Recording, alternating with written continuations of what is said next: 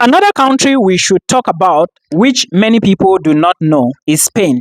Now, let me draw your attention that there are public universities and there are private schools in Spain, and most public universities only have programs in the Spanish language. So, in case you really want to study in Spain, you need to also consider the program. Always check detailedly. Of course, there are also English programs, but it's quite hard to actually go into public universities in Spain, maybe because of the language or maybe competition. So, but there is a possibility for you to actually study in Spain. If you are targeting public universities, you can find universities that cost less than €1,000 a semester. But most of the time, international students do not have this opportunity because of the programs that are the language of instructions, let me put it this way, which is usually in Spanish, like the Spanish language, right? And for you to sometimes maybe study in Spanish, you will have to study Spanish for 1 year, which also costs money. I know schools that will charge you like €5,000 to study the language. So please put all of this into consideration. So Spain is not really feasible, but it's possible. Another country you should consider that will charge you under €1,000 per semester is Italy. And Italy, there are just few schools in Italy that can charge you less than €1,000. Yeah, I remember making lots of videos telling you about these universities in Italy that can charge you, and I think the common one you can find around is the University of Camerino. Right? Camerino, I don't think they charge up to €600 per semester. And also, there are many of them. So check Italy. And if you really want to go into these universities, trust me, your credentials, your academic qualifications must be very powerful. When I say must be powerful, I mean you must have been proving well, you must have performed well, and also you must apply early enough because, of course, there are sometimes entrance qualifications, competition, and so many applications or files. So please put all of this into consideration. Now, another country I want to talk about is Austria, and Austria is one of the best that people know. Austria is also a very good country, very developed. I've not been to Austria, but I have friends who've been there, and I might be visiting Austria very soon. If you want to move to Europe, consider Austria because, of course, their proof of funds is really not that hard to get since they don't do blocked account. But, of course, the money will be checked. And I have a video about that. So please check the video and see how the proof of funds is done. Those under 24 years, theirs is not up to €8,000. Then those above 24 years, they have to show close to €14,000 for one academic year. Okay, and now most of their schools, Austrian universities, especially the state universities like University of Innsbruck, University of Vienna, University of Salzburg, some of them do not have programs in English as well. Some do have, and if you take a look at their tuition, you will see that tuition fee per semester is around €726. There is also a small contribution of about, I think, €20, but everything does not reach €1,000. So put all this into consideration. Look for schools in Austria. But hey, there is a problem. You need to also authenticate your documents and then verify and legalize them before you apply. That is where the biggest problem is. But if you can prepare on time, after watching this video, you go straight and see what it will cost you. Everything is on the Austrian Embassy's website. How much it will cost you. You start the process now. Before next year, you should be applying for programs because, of course, your documents should have been back from the embassy. So I think you should consider this if you really want to move in. Otherwise, you look at the other countries as well. Luxembourg, of course, we know one of the cheapest schools in Luxembourg is the University of Luxembourg. And this school is very competitive, okay? Many students applying because, of course, they know they are going to pay €200, €400 per semester. But many do not know that there are also some programs at the University of Luxembourg that charge more money, right? Like 1,600, some even 4,000. I know so because I've checked, okay? But it's not cancel the fact that, especially most master's programs at the University of Luxembourg, they will only charge you 200, 400 per semester. Now, remember, in 1 year, there are 2 semesters. So it's still not up to €1,000, even if you combine the 2 semesters. So please take a look at the University of Luxembourg, write your IELTS, take a look at their programs. If you have a program at master's level and what you did at bachelor's is almost the same, write your IELTS, prepare now, build your CV, then you apply because, of course, admissions always open February to April.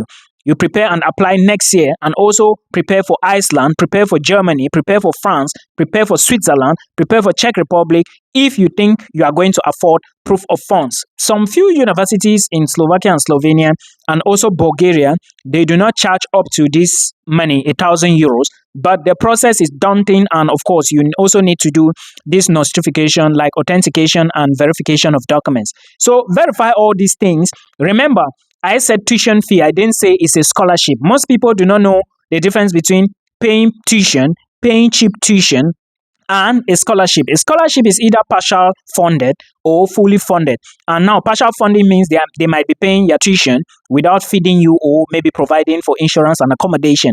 But if it's fully funded, everything will be given to you. Stipends, tuition fee paid, accommodation paid through the duration of your program. Today, let's talk about this country. I'm making this video because most of you have asked me if there is age limit in so many European countries, which I always answer you guys, telling some people that there is age limit in some countries and there is equally no age limit in other countries. And for the Netherlands, like I said, I know people who are 36, 37 years, they came here for bachelors and they are actually studying. Then equally, as I'm talking to you, I got something for somebody. She is 43 years and she is coming here. Another person I know is also 43 years and he will be coming here because he called me one time for master's degree. Okay, so I think if you are below 39 years, you can still study a bachelor's here in the Netherlands. They don't discriminate. Okay, and please always make sure that you verify the university very well. You check the schools you want to apply to, and if you really want to apply to this country, always go for applied science universities, because applied science universities, they are not that strict and they take more people, as I know, more than the research institutions. Now, let me say, those of you, this video is basically to those of you who want to move to Malta. I would like to say that Malta is not that big. Malta is a small country, an island for that matter. So if you are thinking that, oh, you want to move to Malta and you are asking yourself, is this country really a big country? Well, if you are not looking beyond studies, then you can go to Malta. But if you are looking above studies, maybe after you finish your studies, you raise a family, then maybe you apply for permanent residency or citizenship, I would say that you should look beyond Malta. And now remember, looking beyond Malta also depends on the country you want to go to, because of course all these countries, they are so expensive. You need a lot of money to actually do stuff. And I think if you really want to study, then you should put many things together. Now, remember, last year Malta got so many visa rejections, and that was due to the fact that after they got their quota, they started rejecting students. But many of you will not understand this, and I'm telling you from my point of experience. As soon as a country has given out the number of visas they have or they wanted for that particular year, like every country has the total number of students they receive every year into their country. I mean, big countries that know what they are doing, right? Yes, I am not sure about Malta, but I think that was the main reason why many international students were rejected last year. And if you wait this year, this is for September intake, if you wait until August before you start doing visa application, you would also get a rejection. Trust me on this. The reason is simple. Many students are now moving to Malta because, of course, they are looking for opportunities as well. And Canada and the US is not really favorable now. And so many people do not even have the money to move to bigger countries like Germany, Sweden, Denmark, Netherlands, and the rest. So that is why they are looking for Malta. Now, if you are looking for universities in Malta, make sure your school is recognized, is licensed under the Ministries of Higher Education in Malta. I did a video one time like that. I don't remember when I did that video, but please check the channel. The video is still on the channel.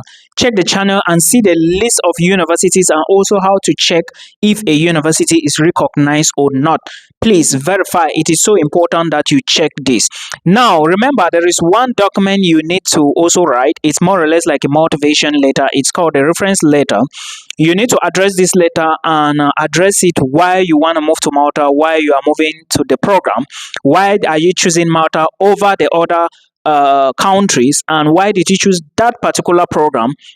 Probably there is a problem in your country and you are trying to solve that. Because you do not have basic knowledge or advanced knowledge in that particular area or field, you think that it is time for you to study so that you can come back to your country and improve your country. Yes, this is the way you structure these letters to get you visibility and, of course, give you the visa. This is just a trip. Then again, proof of funds, please remember there is somewhere on the visa documents. If you've gotten admissions already, your university should have given you a list of documents that you are going to be using for visa application. Now, you're going to be using VFS Global, but if you check on that list of documents, you're going to see somewhere they said you should scan your card, your visa card, because of course you are going to be using your bank account, right? Fantastic. Now, the account needs to carry a total sum of 11,000 euros or more. Now, I want to tell you that there are documents that you need to submit for visa application, and they are so crucial. So crucial. Now, if you take a look at the documents, you are going to notice that they also talked about a 6 months bank statement.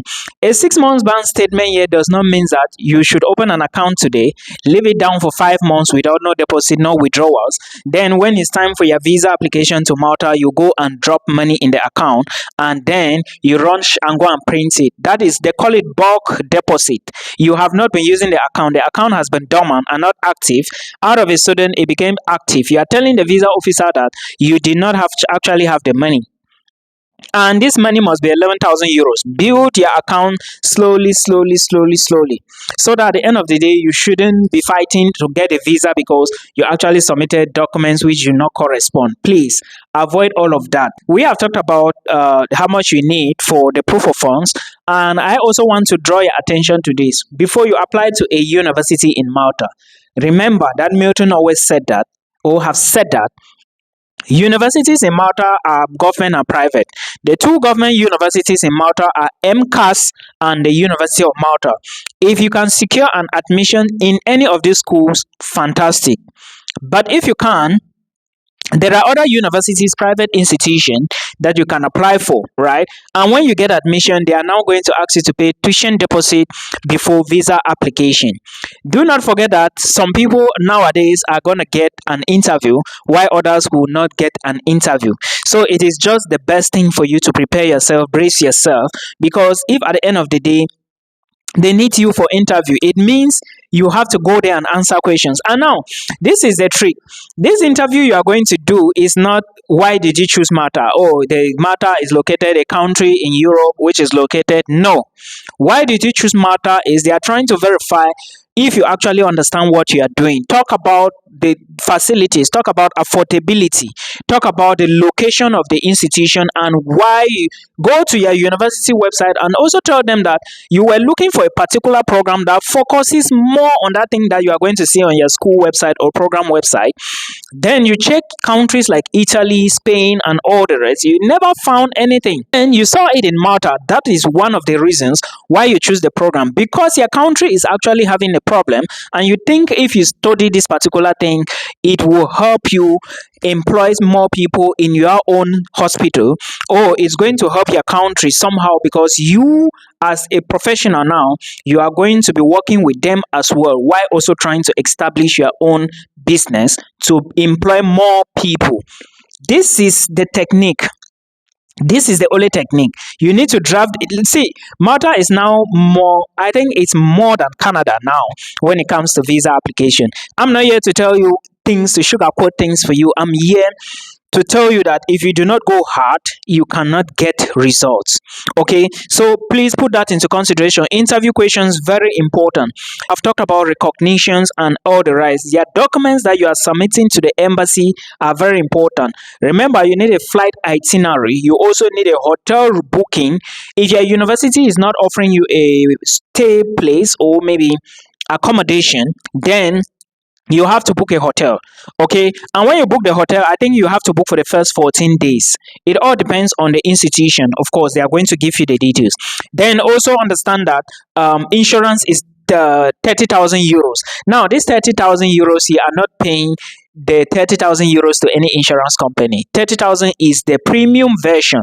So when you go there, they are going to tell you that, oh, you need to pay this and this amount for insurance for 1 day. Therefore, if you need insurance for 1 year or 6 months, they will just multiply the amount by the number of weeks or maybe the number of months. Do you get me? Now, another thing is your international passport must be valid for from 10 months. That is to say, if your passport is left just 10 months for expiration date, you need to try and renew it, because when it expires, you cannot do anything again. They need a 10 months old passport, a passport left 10 months. Then also, in Malta, international students work 20 hours a week. Do not work without the legal papers. When you move to Malta, you still need to collect your residence permit. Now, if you do not have your residence permit, it's going to be very tedious for you. The reason is simple. How are you going to work? Okay, I've always said in my videos about the Netherlands, of course, the Netherlands is a big brother to Malta. In the Netherlands, for you to work, there is a chain of documents that you need to get, a series of them. First, begin with your contract, go and collect BSN, come back and create a bank account, send the account to your institution, then so they can put it in the system in case anybody is checking for you anywhere. They always try to identify you with this number. You understand? So it is very important for you to put these things together. Then you decide on if you are still going to go ahead with it or not. But again, I encourage you, go for it. You are a queen, go for it, and you can win it. Now, another thing you need to know is, I don't know if I spoke about study gap before. In Malta, they only accept 10 years study gap, and they also accept 40 years and below for MSc, for BSc programs. Then for MSc, it's 5 years study gap, and of course, 30 hours of age, like 30 years of age. But if you are 31, 32, you can still apply. Okay, I wish you all the best.